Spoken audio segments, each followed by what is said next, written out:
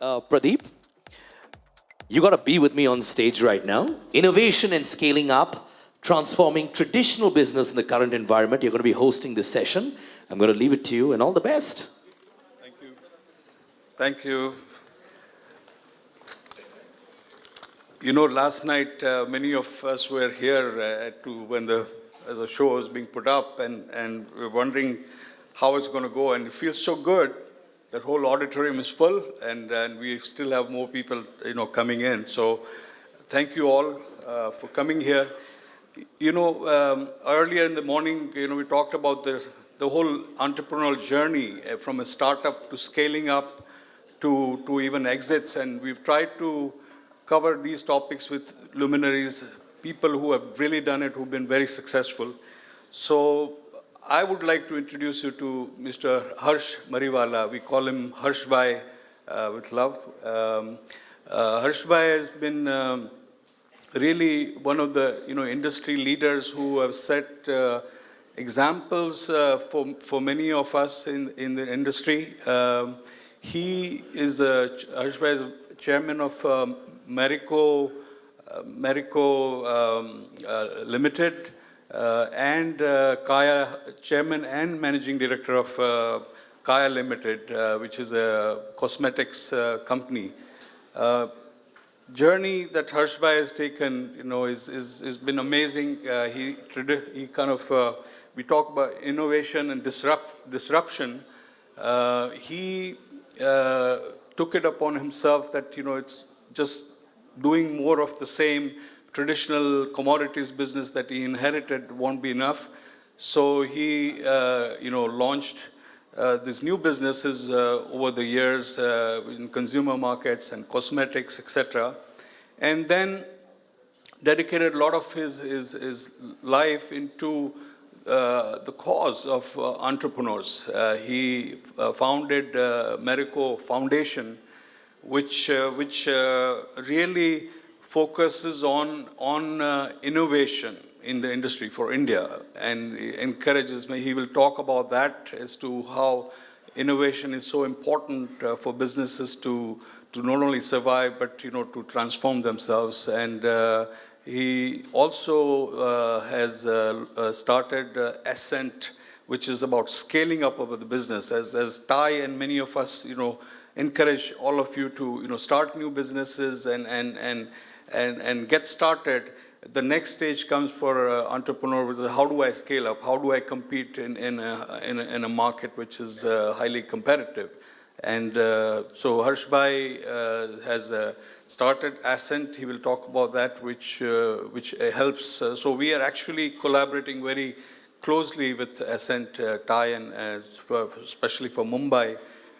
So I welcome Harsh Bhai on stage. Thank you. We will have Harsh Bhai speak, and then we'll have a Q&A. Thank you, Pradeep, for all the kind words, and good morning to all of you. Good morning. So very happy to see such a large audience, and I have to look at different directions to make the eye contact, but I'll try and do that. So let me begin by saying that I love entrepreneurs, because I think entrepreneurs add a lot of value to the society, and I think most of us underestimate what we can do. We have a big challenge in terms of creating a business. But once you create a business, I think you create jobs, you add a lot of wealth to the society, you create meanings for people who work for you. So looking at that, I decided that I have to support entrepreneurs in my personal capacity and not in the company capacity. And I was evaluating different options. How do I support entrepreneurs? And initially I started looking at new entrepreneurs. Can I mentor them? But I realized that when you have to mentor individual entrepreneurs, each entrepreneur will need a lot of hand-holding. And it'll be difficult for me to impact entrepreneurs in large numbers. And whatever I wanted to do, I was looking at a large number of entrepreneurs. So I toyed around with that, but gave it up, saying that let me look at entrepreneurs from a different angle. Because I have many friends, I've seen many entrepreneurs who have fantastic businesses, but they are just not able to scale up. They're not able to scale up because of some of the issues are at their own end. Either they have issues with the other promoters or the family, and they are not able to come out of that web, or they may have issues in terms of their own leadership style. They're not willing to delegate, or they don't want to take risks. So I'm saying that there are many things which are within the entrepreneurs which actually prevent them in scaling up. And if I can help them scale up, then to that extent the entrepreneurs, I'll be able to do justice to this whole entrepreneurship movement. So considering that, we started Ascent, which is now in existence for last about 3 years.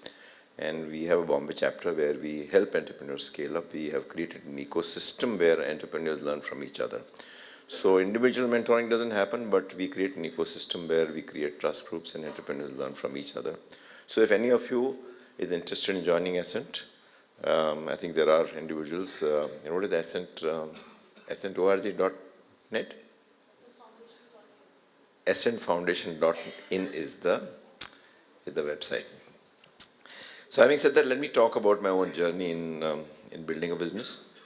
I started at a very, very young age, at the age of 20, when I joined the family organization. At that time, Bombay Oil Industries, a traditional, typically family-managed organization where I was the first person from the next generation. My father, 3 of my uncles, they were all part of the same company. And in a typically family-managed organization, virtually everything is done by everybody. And then there are no professionals. So there was nobody to guide me in terms of what to do. And at one level that was good because my father said that you explore whatever you wanted to do. And we had 3 different businesses. We had a spice extracts business, we had an edible oil business, we had a chemicals business. And in that exploration journey, I was looking at the edible oil business and realized that that's one business which is not doing well. We are mainly in bulk edible oils, unbranded. And if I can convert that business from unbranded to branded, then the business will become far more profitable, it will become sustainable. So with that in mind, I started my journey in branding. And in the initial phases, we spent a lot of energy in creating the right distribution network that took us up to a point.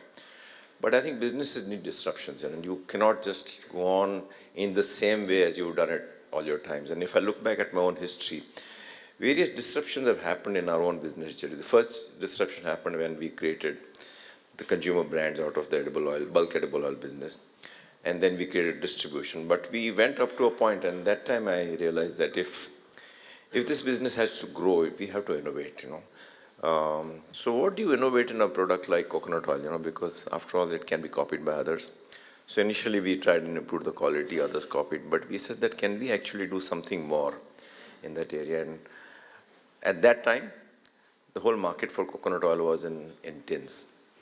And we said that if we can offer the same product in plastics, it's cheaper, it's easier to use, it's more attractive to look at.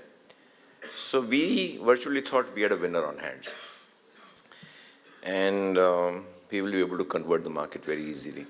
But when we went to the trade, all of them said nothing doing. You are not going to pack coconut oil in plastics, because apparently before we were planning to come in, there was some other player who had launched coconut oil in plastics in a square-shaped bottle, not did a very good job in terms of packing, a lot of oil oozing out on the surface of the bottle, resulting in the fact that when the retailer closed the shop in the evening and opened the shop next morning, all the rats had bitten all the coconut oil bottles and their whole shop was spoiled. So there was huge trade resistance, but if you want to innovate and if you want to disrupt, you cannot give it up.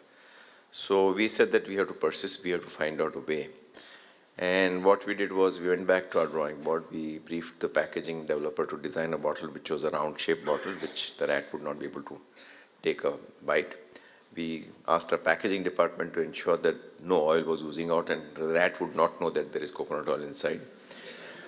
So with that in mind, we developed the bottles, and we actually kept those bottles in rat cages for a few days, just to ensure that the rats are not able to bite. And luckily, we were successful. And with those pictures, we went to the trade again, saying that this is what we have done, and please keep some. So initially there was a lot of resistance, but you keep a few bottles. And slowly and surely over a period of time, we were able to break the resistance. And today the whole market is 100% plastics. But it took us almost 10 years for us to convert the market from tin to plastics. And what I want to say is innovation needs, apart from ideation, it needs a lot of persistence and a lot of execution, because when it comes to executing that shift from tins to plastic, you have to go on tracking it. Every month I would go on tracking what is the plastic contribution, or invest money into the marketplace to ensure that people are buying plastic instead of tins. So I think that journey went over well, and that resulted in our market share jumping from a 15% to becoming a clear market leader. So at one level, plastic looks very simple, but when it comes to executing, I think there are a lot of things which go into making that.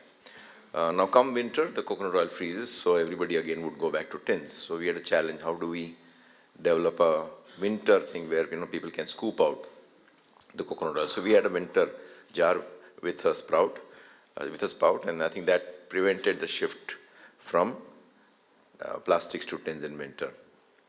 We also have a 1 rupee mini bottle. I don't know how many of you have seen it. It's a mini bottle which is our answer to sachets, and we didn't have a good market share in sachets, so we developed that bottle, and again I think we were able to increase market share. Now, as a brand becomes popular, or any businesses become popular, we've seen that there are a lot of copycats. People want to copy you. And at one survey which was done, Parachute was the most copied brand in the whole country. We had something like 100 copycats, and we can take some action in terms of complaining to the police, raiding them, but can we take a fundamental action in terms of packaging? So we actually briefed a mold maker in Europe saying that, can you develop a bottle which is a combination of a pilfer-proof and a flip top? And they developed the mold, which costed at those days, many years back, about 2 crores. So we said that with that in mind, we will ensure that the copycats will not flourish. So all of a sudden, again, through that innovation, we ensured that there was a substantial reduction in copycats. Though I must say it was a matter of time. And the Indian mold makers were able to make that mold at 1/10 the cost. But that's India, So what I want to say is, you have to go on continuously innovating in any segment. You just can't say, I have innovated once and I have stopped. From then on, the Parachute brand has gone into many other innovations, newer extensions. So I think innovation has played a very, very important role in the journey. And for innovation to happen, you need to have the right culture and the right people, So we believe that we need to have right people who are willing to take risks, because there will be failures in innovations, and people are scared of failing, they will stop taking risks. If the organization takes some steps which punishes failures, then you had it. People will just stop taking any risks. So it's very important to create a culture where you have youth wanting to take risks. It's okay to fail. The organization does not punish failures.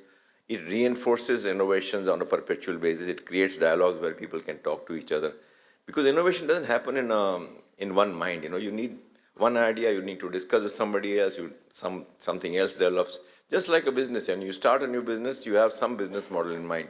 But by the time actually you finalize the business approach, and when you actually have a business model which works, it's substantially different than what you thought of.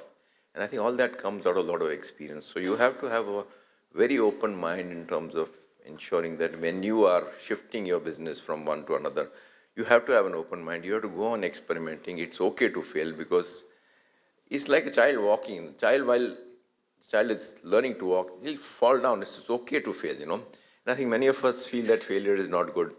It's a wrong thing to do. But as entrepreneurs, I think we have to ensure that not only we look at failure from a different lens, but I think everybody within the organization should look at it from that lens. And I'm not talking of some foolish failures. Foolish failures, of course, should be avoidable, but failures with an intent to succeed, which is planned in the right manner, is okay to fail, I'm saying. Because out of failures, you will get learnings. We've had, in the recent past, we had launched under the brand name Saffola, we had launched Saffola Snacks, which were innovation because they were not fried. I'm talking about 5-7 years back. But we went health forward in that. We said that health has to be more important than taste. Now in the snacks category, people are just wanting taste first and health second. And we didn't understand that part of consumers' mindset. So we failed. The product had to be withdrawn. But out of that failure, we had that insight that in food especially, taste is most important. There will be regional variations in taste. And we launched our range of savory oats about 2 years back. With that in mind, very good tasting, good for health, but taste came first and health came second. And that product has been a runaway success. We have actually taken over We have something like 70% market share in that savory oats segment. And we've overtaken players like Kellogg's, Quaker. So I think that failure really helped us in terms of launching the brand, and we've done well through that failure. So if I had to look back at my own journey, I think I would say that three or four things which have played a very important role. I think every organization has to find a right to win. So what is the unique thing you are bringing into the marketplace compared to your competition, which will enable you to win? It could be anything. You may be pioneering a segment, as we did in Kaya. You could be leveraging an innovation, as we did it in, say, Revive Starches. You could be the first mover. You may enter a segment where the competition is weak. So I think you need to identify what will make you win in the marketplace, and then go on backing that proposition in the marketplace. And today, in most categories, we are market leaders. And I think the clear reason why we are there is because of the portfolio choice. You need to have the right portfolio choice. What is that portfolio which you want to get into, which will enable you to win? The second thing which comes to my mind is talent and culture. Talent plays a very, very important role.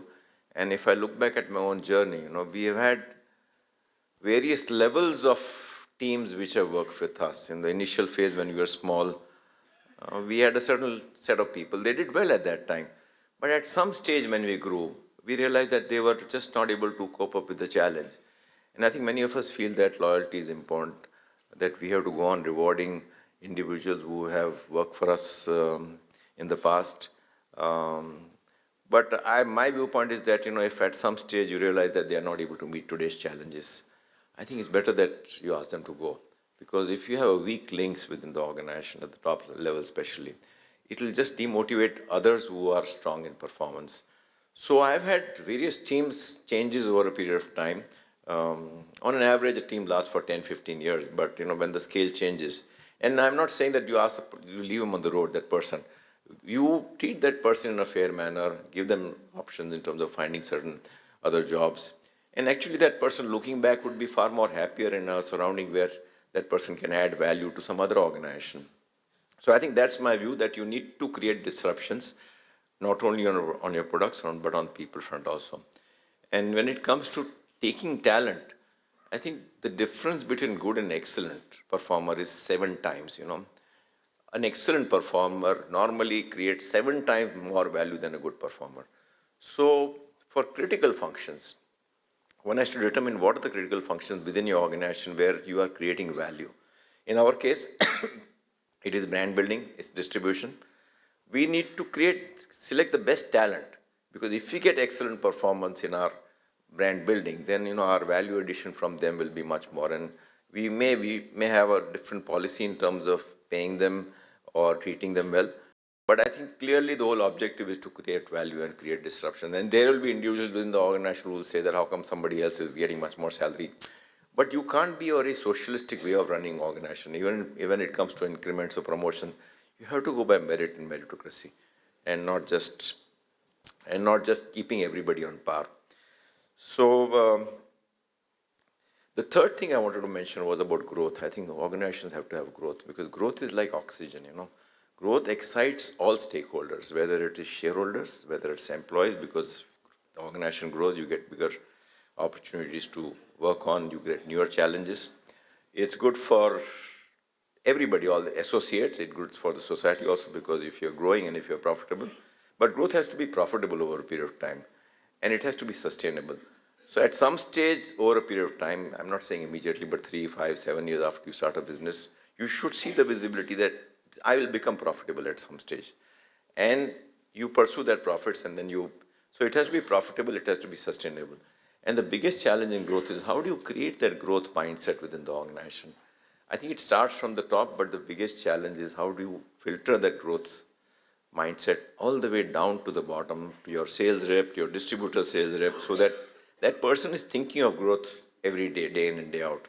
I think the top management can play a very important role in having this mindset and creating the right policies. For example, when it comes to launching new products, we said that, okay, you go on investing for 3 years, 5 years, you don't make money, it's okay. When it comes to pricing also, I think pricing growth precedes profitability.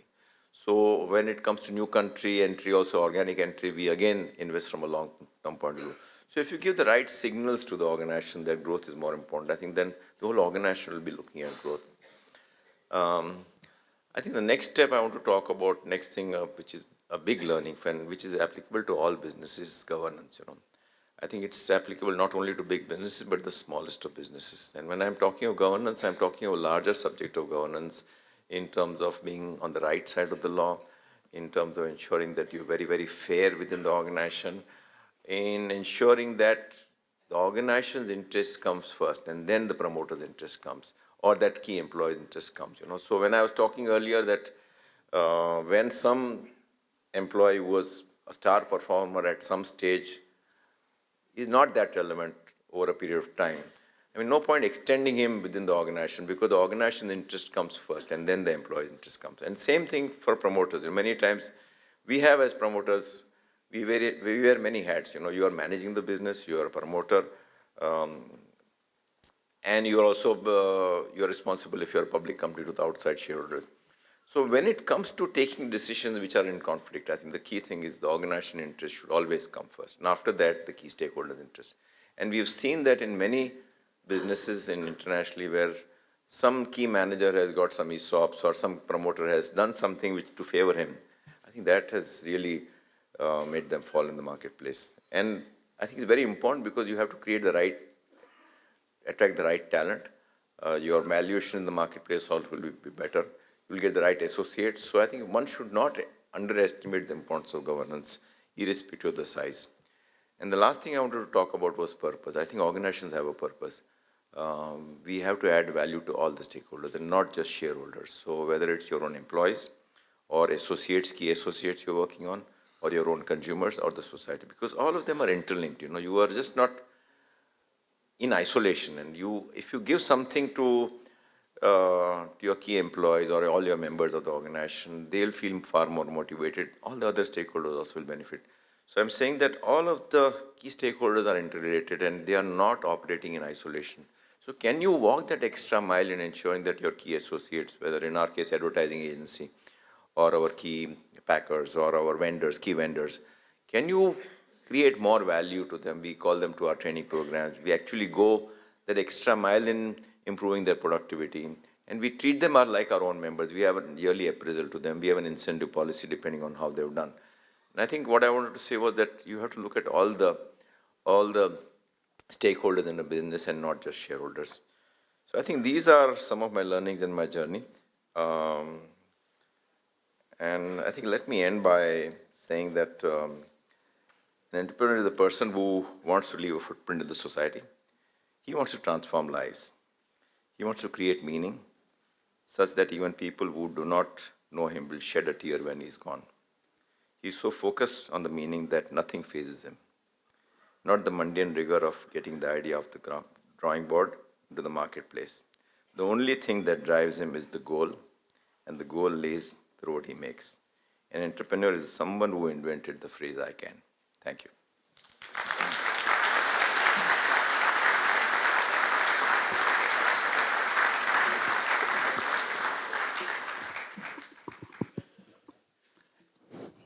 Thank you, Harshbhai. I think it's something, it's great lessons, that you've kind of distilled for this audience for your decades of, being in the business and being very successful, going through different times. Some of the key lessons that I take away from here is that you talked about that a good performer is 7 times more productive than an average one. So you look for the right performer anytime you're choosing your people and the team. The other point which is really interesting is that this whole conference is about disrupt or be disrupted. And typically when you think about innovation or disruption, you think about technology, and technology is a great enabler today. However, what you brought out is that it's not only about technology, it's your thinking. It's really, what innovation, in a business model, in the way you approach your customers, your people, etc. So that was a really excellent point. You talked about the the organization interest should be ahead of just shareholders. And really, you hit the nail on its head by talking about the definition of stakeholder goes beyond just the investors. It's really your employees, your leaders, your vendors, and you talked about adding value to everybody around you in that whole ecosystem. So I think that's a lesson for all of us. You talked about the governance being very important in the long run to survive and be credible. And the last point I thought, which we should really take away from here, is the growth being the oxygen for any business. Like if you don't grow, you're going to, eventually kind of be irrelevant. So thank you for that talk. I will now open up. We have good time so for questions. Do we have any microphones here? Good morning, sir. Before I ask you a question, I want to acknowledge TIE and assign that I'm coming from a very small town from Gujarat, and I'm a member of TIE since last 6 years, and participates all TIE programs, getting knowledge from all speakers and leaders, and really see the growth in my life, actually, a shift in my life. So my question is that this session is about the innovation and scaling up. So every entrepreneur is a startup or is a scaling up or is a corporate established player. They require, to scaling up, they require team.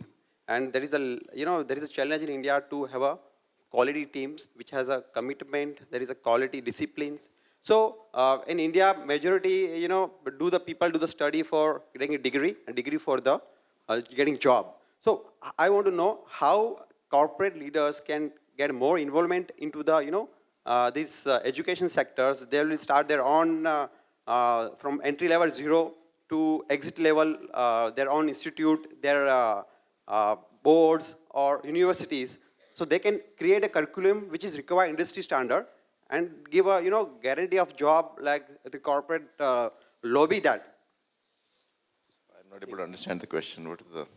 Well, let me try to rephrase. I think basically our education system may be limited in how corporates can help involve so that that people are employable, in various aspects that they're trained for. So I think first of all there is a war for talent. So if you are well qualified and if you are capable, then I think if I'm on the other side, it's very difficult for us also to get the right talent. And I think to that extent every organization has to create a value proposition. What is your value proposition which will help you attract talent? But that's not answering your question. I think your question is how do entrepreneurs help create, I think there are, I don't know much about the subject, but there have been some big houses which have created management schools, and at one level when we recruit somebody, we put them through a training program which lasts for 9 months to 1 year, and that enables them to, but these are all management graduates from a school of management. So I think there are enough options available for a person to actually to get enrolled into a good school of management if that person has the capability to get it. And I don't see that as, always there will be more need for education, but there is already one ecosystem where there is a lot of education happening, whether by private or by some other charitable houses or charitable trusts. And I think that's my answer. Yeah, and I think organizations like TIE, would play a role. Like we've done about over 50 programs every year, 50 to 60 programs. This is just TIE Mumbai. If you look at TIE, all the chapters we're doing, and those are meant for practical kind of training. HR, marketing, etc. People with experience are giving back. So I think a lot depends on an individual, how hungry he or she is to learn. And I think if that is there, I'm sure the system will support it. Thank you, Mr. Udas. But just want to let you know we've got 1 minute in hand. Only 1 minute. Yeah, oh, right. okay. Okay. So, Mr. Mariwala, my name is Krishna Kumar. I'm from Siemens. It was nice to hear your talk. One question, how in your business you have a lot of competition with multinationals. Did you use any specific Indian cultural traits and tendencies to beat them? So I don't know whether I can finish that within 1 minute, but I may take maybe a little more than 2-3 minutes now. So I think, first of all, I talked about the right to win in the portfolio choice. So we have actually ensured that most cases where we are there, we are not fighting competition from MNCs. And that's our right to win, because if I enter a shampoo category, and you have L'Oreal, Levers, Procter & Gamble, each one having 4 brands, global R&D, I can get a certain niche market share within the shampoo category, but I really cannot compete. So we avoid categories like that. But we have a niche, very small niche shampoo in what is under the brand name of Medicare, which is anti-lice shampoo. It's so small the others will not enter. And we are market leaders there, you know. So I think portfolio choice ensures that we don't fight so much from the MNCs. But we've had some battles with some other MNCs. In 98, when Levers acquired Tomco, they inherited a brand in coconut oil. And they went aggressive against Parachute coconut oil. And we took them on, we increased our ad budgets, distribution.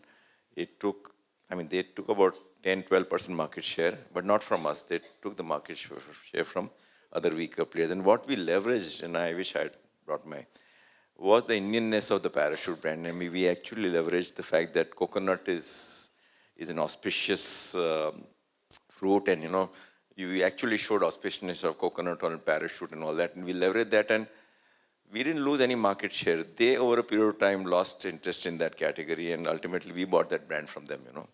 So, but we fight competition. You have to be innovative. Like in case of oats, you know, I told you, we entered in plain oats, but there we were not able to get market share beyond 15-20%. So we said, what do we need to do to disrupt the market?